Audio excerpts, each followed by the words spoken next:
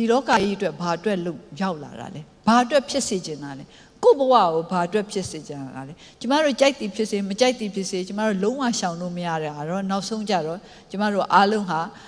အနိစ္စသဘောတရားအရာကိစ္စချောရမှာပဲအဲ့ဒီအချိန်ရောက်တဲ့အခါကျတော့ဘယ်လိုစိတ်ဓာတ်နဲ့ရှိကျင်လဲဆိုတာကိုဆုံးဖြတ်ကြပါကျမကတော့အကျွေးမပါသွားခြင်းဘဝအကျွေးတွေမပါသွားခြင်းအဲ့တော့ဒီဟာကိုစဉ်းစားကြပါကိုယ့်ဘာကိုစဉ်းစားကြပါ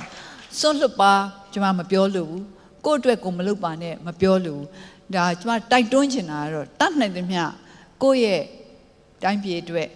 ကိုယ့်ရဲ့အရင်တုန်းကတူတူပေါက်ဖွာလာတဲ့ပြည်သူပြည်သားတွေအတူဖြောက်ဖွာတဲ့ပြည်သူပြည်သားတွေအတွက်တတ်နိုင်သမျှလုတ်ပေးနိုင်သမျှလုတ်ပေးကြပါတခြားဟာမလုတ်ပေးနိုင်ရင်တော့မေတ္တာပို့ကြပါစေတနာထားကြပါလို့ပဲကျမအနေနဲ့တောင်းပန်ချင်ပါတယ်